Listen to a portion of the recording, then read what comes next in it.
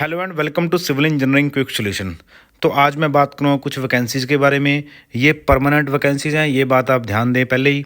तो बात करते हैं, वैकेंसीज आई हैं steel authority of India limited में, जो कि एक पब्लिक सेक्टर अंडरटेकिंग, जो एक ऑर्गेनाइजेशन है, जो एक कंपनी है।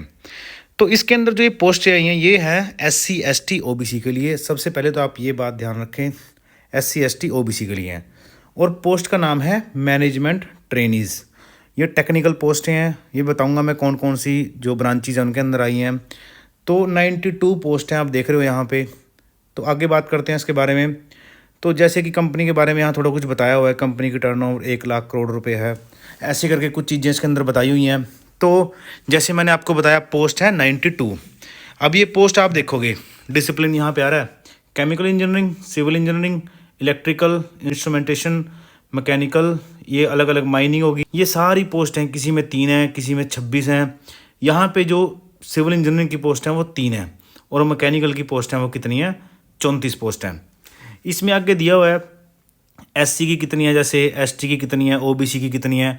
और ये NCL का मतलब है नॉन क्रीमी लेयर, यानी कि OBC में भी 2 जो हैं वो पार्ट हैं, एक तो क्रीमी लेयर, एक नॉन क्रीमी लेयर। तो ये सिर्फ नॉन क्रीमी लेयर के लिए है ये पोस्टें, ये आपको याद रखना है। यानी कि जो आपको आरक्षण मिलेगा वो नॉन क्रीमी लेयर को ही मिलेगा। उसके बाद नेक्स्ट बात करते हैं रिजर्वेशन की। जैसे मैंने आपको बताया, एज़ पर गवर्नमेंट नॉर्म्स इसके अंदर रिजर्वेशन रहेगा। वही 40% डिसेबिलिटी होनी चाहिए जो हमारे डिसेबल जो कैंडिडेट्स रहेंगे उनके लिए। और जो रिलैक्सेशन रहेगी एज में SC ST OBC को, वो भी मैं आगे बताऊंगा, एज़ पर गवर्नमेंट नॉर्म्स रहेगी।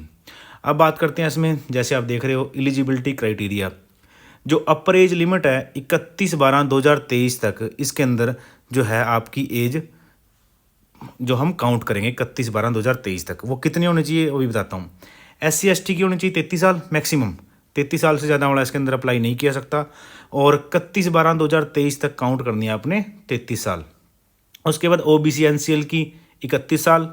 और जो PWBD कैंडिडेट्स हैं इनकी 10 साल इनको एक्स्ट्रा मिलेंगे, यानी कि इनकी एज के अकॉर्डिंग, ठीक है ना जी। 10 साल का इनको रिलैक्सेशन मिलेगा। और उसके बाद जो डिपार्टमेंटल कैंडिडेट्स हैं वो 45 ईयर की एज तक जो है वो इसके अंदर अप्लाई कर सकते हैं। जो इसी कंपनी में ऑलरेडी काम कर रहे हैं वो बंदे 45 साल की उम्र तक इसके अंदर अप्लाई कर सकते हैं। जिनकी उम्र 45 साल हो गई है वो भी अप्लाई कर सकते हैं। उसके बाद नेक्स्ट बात करते हैं क्वालिफिकेशन की। क्वालिफिकेशन इसमें डिग्री चाहिए, जैसे 65% मार्क्स चाहिए। वो आगे बता दूंगा मैं कि किस में कितने % मार्क्स चाहिए। जैसे डिग्री वही chemical, civil, electrical, instrumental, mechanical, ये सारी डिग्री इसके अंदर जो है वो रिक्वायरमेंट रहेगी। उसके बाद बात करते हैं जैसे मैकेनिकल में वही बहुत तरह की डिग्रीज होती हैं। Thermal engineering, mechanical engineering, automobile engineering, production engineering, काफ़ी होती हैं, काफ़ी तरह की, वो सारी इसके अंदर मेंशन की हुई हैं। ऐसे ही इलेक्ट्रिकल इंजीनियरिंग में भी काफ़ी तरह की होगी। अब बात करते हैं जैसे सिविल इंजीनियरिंग में एक ही होती है सिविल इंजीनियरिंग। तो इस तरह से अलग अलग ट्रेड में जो भी डिग्री आपने की हुई है, यहाँ से आप देख सकते हैं क्या आपकी डिग्री इसके अंदर है, तो आप इसको फॉर्म को फिल कर सकते हैं। उसके बाद जिस उससे आपने की है डिग्री, वो एक तो UGC AICTE अप्रूव होनी चाहिए, और स्टेट गवर्नमेंट के नॉर्म्स के अकॉर्डिंग भी वो यूनिवर्सिटी रजिस्टर्ड होनी चाहिए। ये बात आपने याद रखनी है। अब बात करते हैं रिलैक्सेशन इन क्वालिफिकेशन। अब क्वालिफिकेशन जैसे पहले ऊपर बताया था 65% मार्क्स चाहिए, लेकिन SC ST PWD कैंडिडेट्स के लिए 55% मार्क्स चाहिए। सभी सेमेस्टर के मिला के एवरेज होती है 55%। जिसके 55% मार्क्स हैं वो एलिजिबल हैं, जिसके इससे कम है वो एलिजिबल इसके अंदर नहीं रहेंगे। ऐसे ही OBC में नॉन क्रीमी लेयर, जैसे मैंने बताया, इसमें आपको पूरा लिखा हुआ है कि हाँ। और जो इसके अंदर एक बात और आपने याद रखनी है, जो OBC का सर्टिफिकेट जो इशू होगा, जो SC ST के सर्टिफिकेट इशू होंगे, वो 1/4/2023 के बाद ही होना चाहिए। यानी कि उससे पहले का कोई सर्टिफिकेट इसके अंदर मान्य नहीं होगा। आपने यानी कि लेटेस्ट सर्टिफिकेट इसके अंदर अपना जो है वो लगाना है। उसके बाद नेक्स्ट बात करते हैं, जैसे वही मैंने बताया 40% जो है PWD डिसेबल कैंडिडेट्स की जो है एलिजिबिलिटी हो, 40% वो डिसेबल होने चाहिए, तब जाके उनको कंसिडर किया जाएगा। उसके बाद नेक्स्ट बात करते हैं मेडिकल स्टैंडर्ड्स। यहाँ पे एक इंपॉर्टेंट चीज़ है, यहाँ पे कुछ मेडिकल स्टैंडर्ड्स भी इन्होंने दिए हुए हैं। जैसे वेट आपका होना चाहिए minimum 45 kg, height 155 centimetre, myopia या फिर हाइपर मेट्रोपिया, यानी कि आंखों की आपकी दूर की और पास की नज़र जो है वो उस 4 जो प्लस और माइनस आप मेडिकली फिट होने चाहिए। कलर ब्लाइंडनेस नहीं होनी चाहिए कि इसके अंदर मेडिकल जो है वो इम्पोर्टेंट है। और जो मेडिकल जो होगा as per standard laid down under cell medical and health manual, उसके अकॉर्डिंग आपने मेडिकल जो है अपना बनवाना है। सिलेक्शन प्रोसेस में क्या रहेगा, जैसे कि आपको पता है आपका online examination computer based test होना है, CBT आपका होना है। जनवरी 2024 में आपका टेस्ट होगा ये, ठीक है जी। और इसके जो सेंटर रहेंगे वो रहेंगे जैसे प्रयागराज, पूरे इंडिया में है सेंटर इसके, चंडीगढ़ भी है, चेन्नई भी है, देहरादून, दिल्ली, गुवाहाटी, हैदराबाद, जयपुर, काफ़ी जगह, कोलकाता, लखनऊ, मुंबई, थाने, सारी जगह इसके जो हैं वो आप कोई भी सेंटर फिल कर सकते हैं जो आपको पास पड़ता है। उसके बाद नेक्स्ट बात करते हैं, no request for change of examination centre, यानी कि आपका एग्जामिनेशन सेंटर जो आपने एक बार भर दिया, जो आ गया, उसके बाद कोई चेंज नहीं होगा, ये आपने याद रखना है। और जो एग्ज़ाम होगा वो 200 नंबर का एग्ज़ाम होगा, जिसमें क्या होगा, 2 पार्ट में होगा, फर्स्ट पार्ट, सेकंड पार्ट। जो फर्स्ट पार्ट होगा वो 100 नंबर का होगा और 40 मिनट में आपने करना होगा। ये 100 नंबर आपका पूरी तरह से जो टेक्निकल जो आपकी ट्रेड है उसका आएगा। और जब बचा हुआ 100 नंबर है वो 80 मिनट का होगा। उसमें आपका क्या क्या आएगा, जैसे एप्टीट्यूड हो गया, इंग्लिश हो गया, रीजनिंग होगी, जनरल अवेयरनेस होगा, GK होगी। 25 मार्क्स का हर एक पोर्शन होगा इन चारों में से सेकंड पार्ट में, यानी कि 2 पार्ट का आपका पेपर होगा। उसके बाद एलिजिबल कैंडिडेट बुलाए जाएंगे GD के लिए, GD यानी ग्रुप डिस्कशन और इंटरव्यू होगा उसके बाद। और जो इसके अंदर मिनिमम क्वालिफाइंग स्कोर रहेगा वो 40% स्कोर जो रहेगा, मिनिमम क्वालिफाइंग स्कोर रहेगा। उसके बाद नेक्स्ट बात करते हैं ग्रुप डिस्कशन और इंटरव्यू की। इसकी जो रेशो रहेगी पेपर क्लियर होने के बाद, इसकी रेशो रहेगी 1:3, यानी कि एक पोस्ट पे 3 बंदों को बुलाया जाएगा। पहले आपका ग्रुप डिस्कशन होगा, फिर आपका इंटरव्यू होगा, उसके बाद फिर आपकी सिलेक्शन जो फाइनल लिस्ट वो लगेगी सभी के नंबरों के अकॉर्डिंग।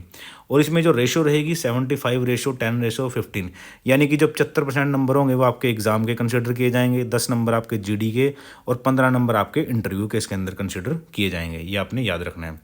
बायोमेट्रिक वेरिफिकेशन होगी इसमें आपकी, जैसे फिंगरप्रिंट होता है, आई से करते हैं, वो सब इसमें रहेंगी और आपका वो बिल्कुल सही होना चाहिए। अगर आपको कुछ गलत पाया जाता है तो आपको इंस्टेंटली बाहर निकाल दिया जाएगा और आपके खिलाफ एक्शन भी ले सकते हैं इसमें अंदर। ट्रेनिंग प्रोबेशन क्या रहेगा इसमें, 1 ईयर का आपका ट्रेनिंग फॉर 1 ईयर।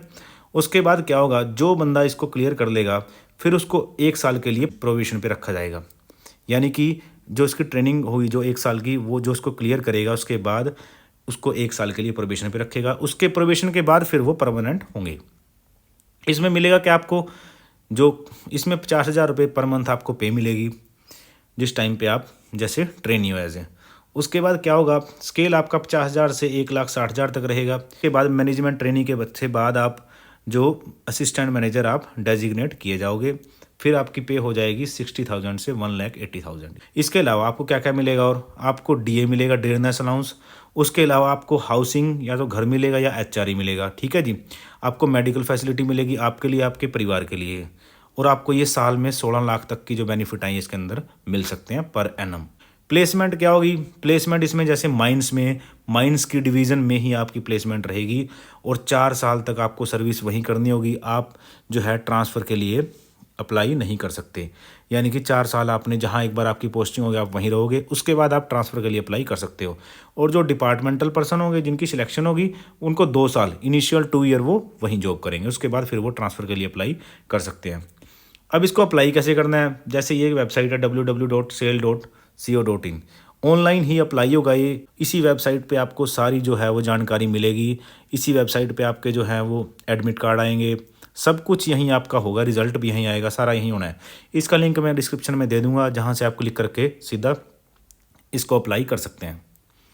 उसके बाद ये कुछ चीज़ें लिखी हुई हैं कि जो आपकी फ़ोटो का साइज़ है जो इसके अंदर अपलोड करोगे आप, ये होना चाहिए 50 KB, ऐसे ही फॉर्मेट डिजिटल जो है ओके, सिग्नेचर हो गए 20 KB, ऐसे ही वैलिड आपकी ईमेल आईडी होनी चाहिए। अब यहाँ पे जो इंपॉर्टेंट चीज़ वो ये है कि 700 रुपये लेंगे OBC के और 200 रुपये लेंगे SC ST और PWBD कैंडिडेट्स के। ATM डेबिट क्रेडिट कार्ड से आप जो नेट बैंकिंग से ये ट्रांजेक्शन आप कर सकते हो फॉर्म फिल करने के लिए।